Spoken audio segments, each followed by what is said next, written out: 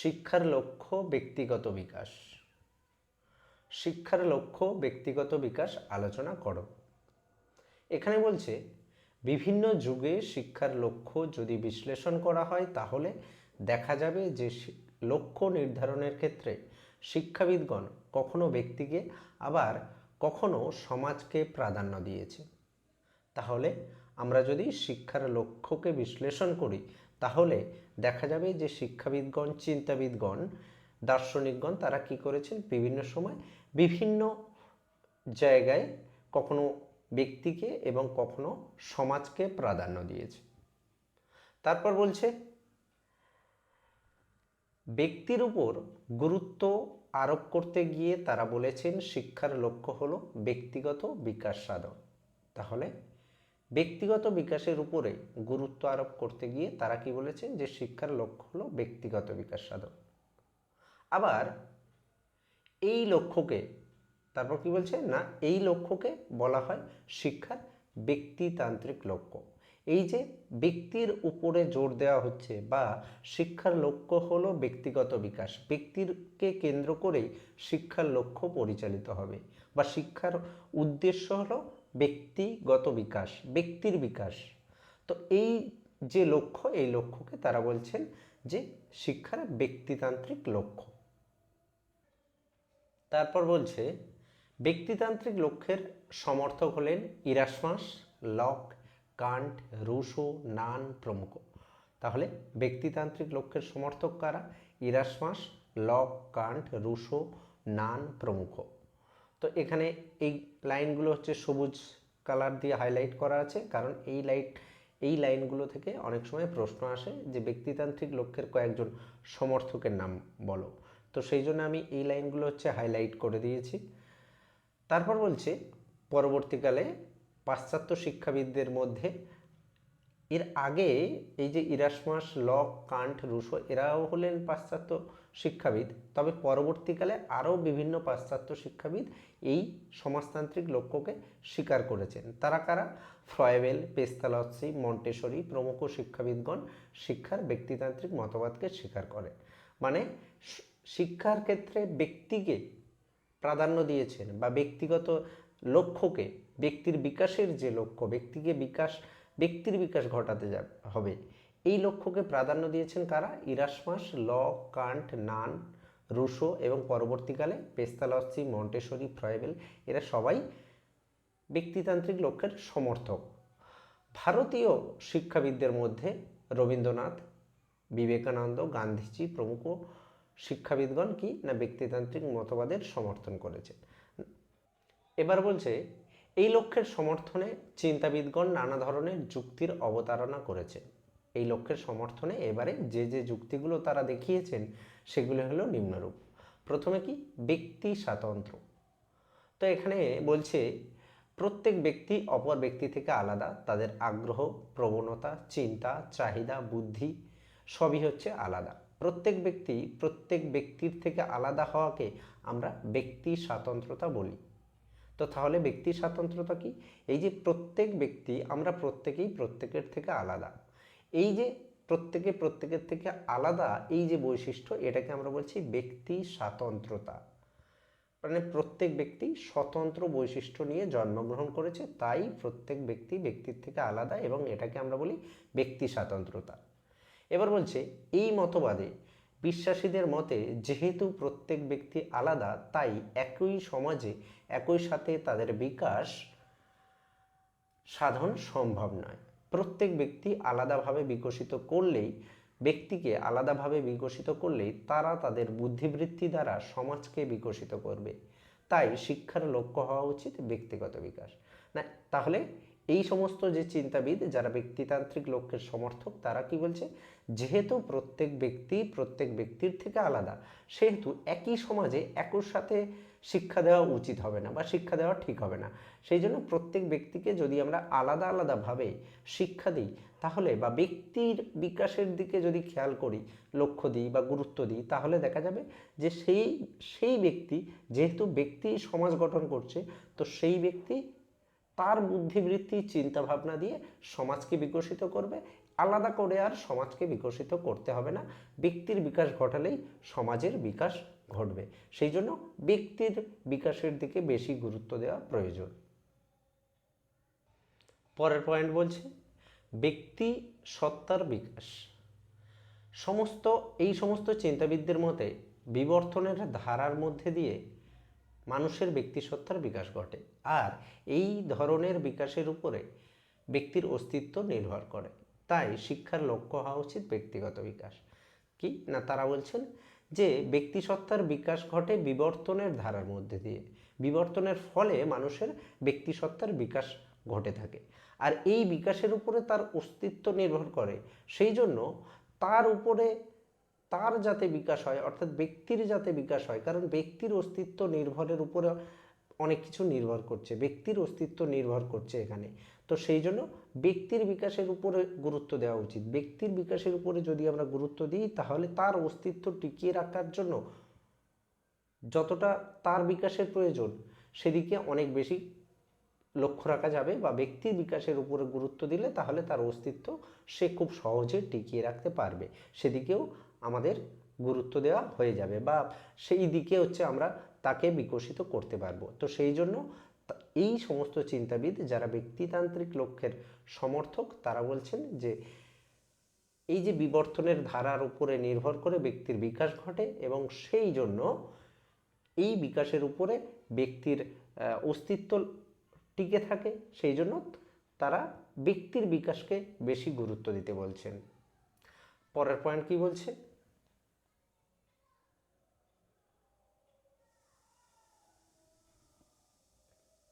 পরের পয়েন্ট বলছে সুপ্ত বৈশিষ্ট্য। প্রত্যেক ব্যক্তির মধ্যে থাকে অন্তর্নিহিত সুপ্ত বৈশিষ্ট্য, এইগুলি বিকাশের উপরে ব্যক্তির জীবনের পূর্ণতা নির্ভর করে, আর এইগুলি বিকাশের জন্য ব্যক্তির বিকাশকে প্রাধান্য দেওয়া উচিত। কি না, এই সমস্ত চিন্তাবিদদের মতে, বা আমরা জানি যে প্রত্যেক ব্যক্তির মধ্যে অন্তর্নিহিত কিছু বৈশিষ্ট্য আছে, যেটা তার নিজস্ব বৈশিষ্ট্য। এইবারে এই যে অন্তর্নিহিত বৈশিষ্ট্যগুলো, এইগুলো বিকাশের উপর নির্ভর করে, প্রত্যেক ব্যক্তির জীবনের পূর্ণতা নির্ভর করে, বা প্রত্যেক ব্যক্তির জীবনে পূর্ণতা আসে যদি এই সুপ্ত সম্ভাবনাগুলোকে বিকশিত করা যায়।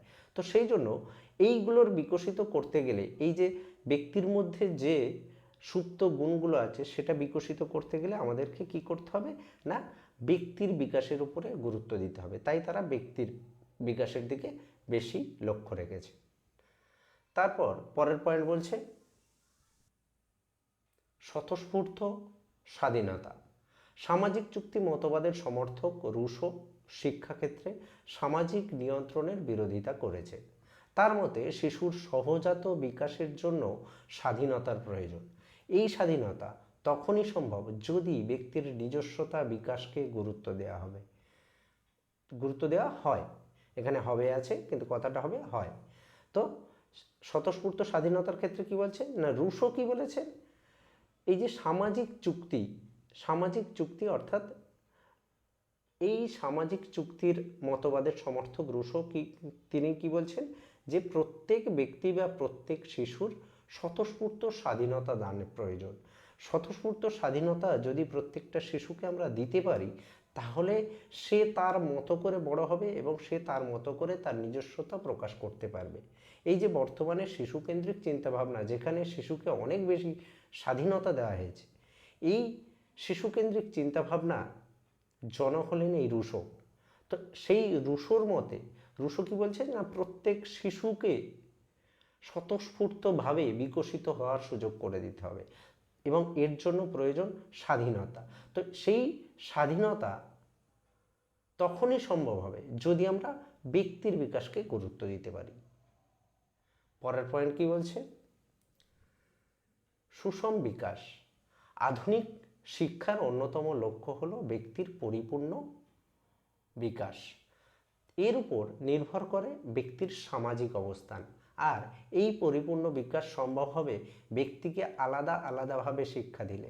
তাই শিক্ষার ব্যক্তিগত বিকাশের উপর জোর দেওয়া উচিত।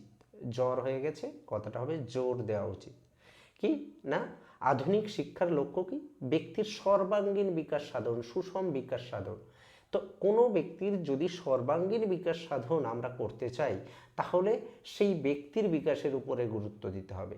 ব্যক্তির বিকাশের উপরে যদি আমরা গুরুত্ব দিই বা প্রত্যেক ব্যক্তিকে যদি আলাদা আলাদাভাবে আমরা বিকশিত করতে পারি, তাহলে প্রত্যেক ব্যক্তির মধ্যে সুষম বিকাশ ঘটবে, সর্বাঙ্গীন বিকাশ সাধন হবে। আর আধুনিক শিক্ষার লক্ষ্য হলো শিক্ষার্থীর সর্বাঙ্গীন বিকাশ সাধন। তাই শিক্ষার লক্ষ্য হওয়া উচিত ব্যক্তির বিকাশ সাধন।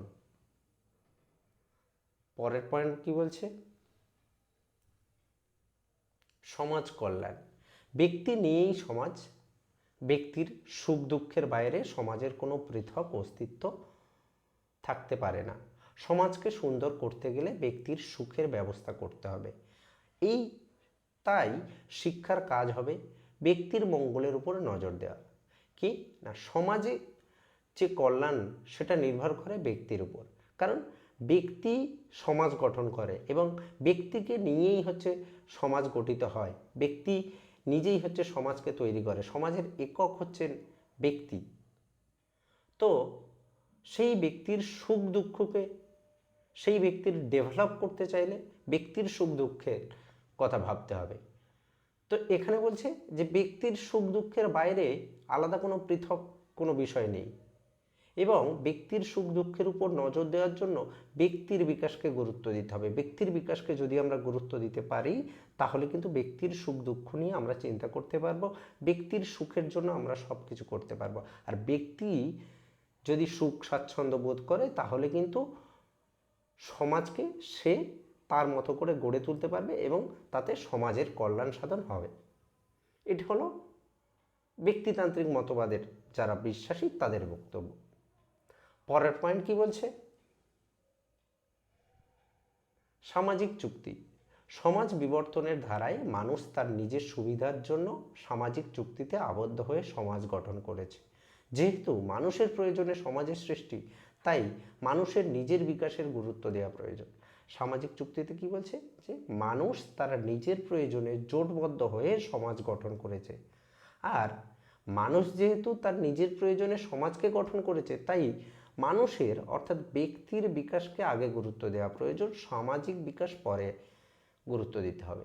তো সেই জন্য তারা কি করছে না, ব্যক্তির বিকাশকে গুরুত্ব দেওয়ার কথা বলছে। তার কারণ কি? মানুষ তার নিজের প্রয়োজনে সমাজকে গঠন করেছে, সমাজ মানুষকে গঠন করেনি, মানুষ সমাজকে গঠন করেছে। তাই ব্যক্তি বা মানুষ যেহেতু সমাজে গঠন করেছে, সেই জন্য সমাজকে ডেভেলপ করতে গেলে মানুষের ডেভেলপ করতে হবে, ব্যক্তির ডেভেলপ করতে হবে। সেই জন্য তারা ব্যক্তির বিকাশকে বেশি গুরুত্ব দিয়েছে। লাস্ট পয়েন্ট বলছে ব্রহ্ম সত্তার বিকাশ। আধ্যাত্মবাদীগণ মনে করেন প্রত্যেক ব্যক্তির মধ্যে ব্রহ্ম সত্তা বর্তমান, কারণ প্রত্যেক মানুষ পরমাত্মার অংশ। এই ধারণা অনুযায়ী এই ব্রহ্মসত্তাকে উপলব্ধি করার জন্য ব্যক্তির বিকাশ প্রয়োজন। তাই চিন্তাবিদরা শিক্ষার লক্ষ্য হওয়া উচিত ব্যক্তিগত বিকাশ বলে মনে করেন। আধ্যাত্মবাদী কাদেরকে আমরা আধ্যাত্মবাদী বলি? না, যারা ঈশ্বরে বিশ্বাসী তাদেরকে আমরা আধ্যাত্মবাদী বলে সাধারণভাবে বুঝে থাকি। তো এই আধ্যাত্মবাদীদের মতে প্রত্যেক ব্যক্তির মধ্যে ব্রহ্ম সত্তা বর্তমান। ব্রহ্মের একটা অংশ বা পরমাত্মার একটা অংশ হচ্ছে প্রত্যেক মানুষের মধ্যে আছে। তো তাদের মত অনুযায়ী এই ব্রহ্ম সত্তাকে উপলব্ধি করাই হচ্ছে জীবনের লক্ষ্য বা শিক্ষার লক্ষ্য হওয়া উচিত। তো এই ব্রহ্মকে উপলব্ধি করতে গেলে ব্যক্তিকে বা ব্যক্তির বিকাশের প্রয়োজন।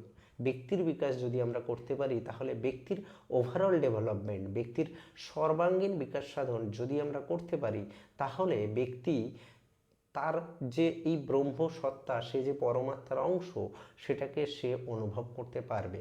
আর এটা যদি সে অনুভব করতে পারে, তাহলে তার সর্বাঙ্গীন বিকাশ সাধন হবে এবং তার যে ডেভেলপমেন্টটা হবে সেটা হবে একেবারে পুরোপুরি সম্পূর্ণরূপে ডেভেলপমেন্ট হবে।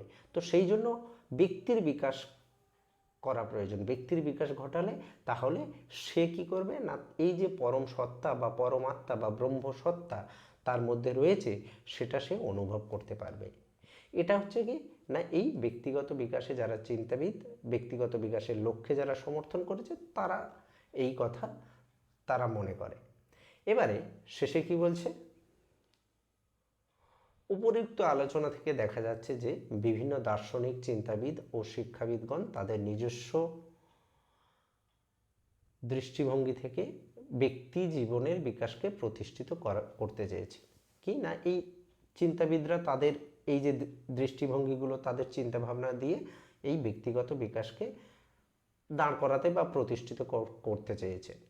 তবে এই মতবাদ বিভিন্ন দিক থেকে সমালোচিত হয়েছে। এই মতবাদ কিন্তু বিভিন্ন দিক থেকে সমালোচিত হয়েছে, কারণ এখানে অনেকে বলছে যে অধিক পরিমাণে ব্যক্তির উপরে গুরুত্ব দেওয়া হয়েছে, সমাজকে এখানে গুরুত্ব দেওয়া হয়নি, একেবারেই গুরুত্ব দেওয়া হয়নি। তো সেই জন্য এছাড়াও বিভিন্নভাবে এই মতবাদ হচ্ছে সমালোচিত হয়েছে। তারপর বলছে অনেকেই এর বিভিন্ন ত্রুটি, এখানে কথাটা ভুল আছে, ত্রুটি আছে, হবে ত্রুটি আছে বলে মনে করেছেন, কিন্তু এই মতবাদ ত্রুটিপূর্ণ থাকলেও এটি সর্বোত্তমভাবে গ্রহণযোগ্য। তো যাই হোক, প্রত্যেক যুক্তি বা প্রত্যেক ক্ষেত্রেই সমালোচনা আমরা দেখতে পাই, সমালোচনা থাকলেও এই যে মতবাদ বা এই যে দৃষ্টিভঙ্গি, এই যে চিন্তাভাবনা বা এই যে যুক্তি, এগুলো কিন্তু গ্রহণযোগ্য। তো শেষে কি বলছে তারপর, কারণ ব্যক্তি সমাজ গঠন করেছে, ব্যক্তির যদি উন্নতি করা যায় তাহলে সেই ব্যক্তি তার চিন্তাভাবনা বুদ্ধিবৃত্তি দিয়ে সমাজের কল্যাণ সাধন করবে, আলাদা করে সমাজের কল্যাণ করার প্রয়োজন নেই। তাই বলা যায় শিক্ষার লক্ষ্য হওয়া উচিত ব্যক্তিগত বিকাশ।